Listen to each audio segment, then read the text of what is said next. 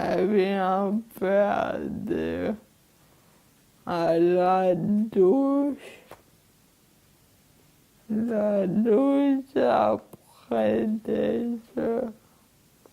Kenny a la maladie de Pelizaeus-Merzbacher. Ça a été déclaré lorsqu'il avait 4 ans, mais il l'avait depuis la naissance. Ça se traduit chez lui essentiellement par une perte d'équilibre, un nystagmus au niveau des yeux, donc c'était tout ce qui se voyait au début.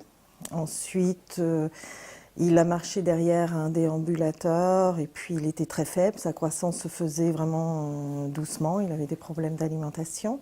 Et en grandissant, voilà, la maladie s'est accentuée, mais elle reste malgré tout quand même encore assez stable.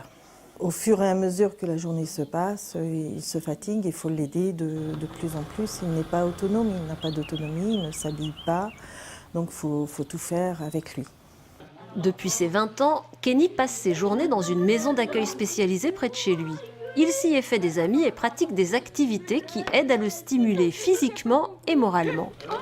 Kenny vient chercher à l'accueil de jour, c'est beaucoup de loisirs, donc il aime les jeux de société, il aime beaucoup les sorties comme le cinéma, les restaurants et aller jouer au bowling par exemple.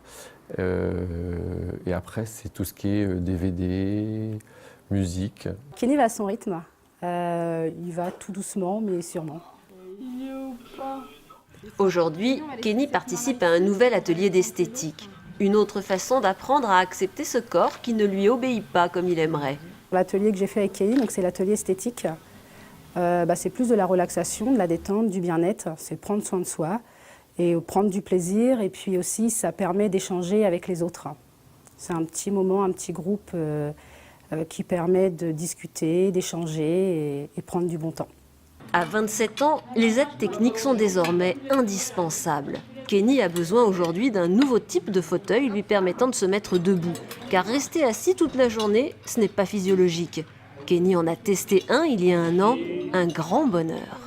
Lorsque Kenny a essayé le fauteuil de verticalisation, ça a été la joie pour lui, quoi. Il s'est déplacé tout seul partout, il s'est mis debout avec une facilité. Moi, j'avais un petit peu peur. Il a trouvé la position allongée très vite aussi, ce qui l'a beaucoup fait rire parce qu'il s'est dit « je vais faire les siestes dans le fauteuil ». Donc c'était vraiment que du bonheur pour lui. Être debout, c'est mieux respirer, mieux digérer, mais aussi regarder les gens dans les yeux. Pour concrétiser ce projet, Nathalie est mobilisée depuis plus d'1 an. Monter un dossier administratif de financement, c'est presque un job à temps plein.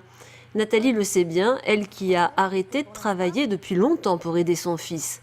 Elle sait aussi que, comme depuis des années, Ella la soutiendra jusqu'au bout, moralement et en cas de besoin, financièrement. Et là, c'est une grande famille. Au quotidien, toute l'équipe nous apporte le soutien lorsqu'on a besoin d'une écoute, d'un conseil, et puis d'aide aussi, et là.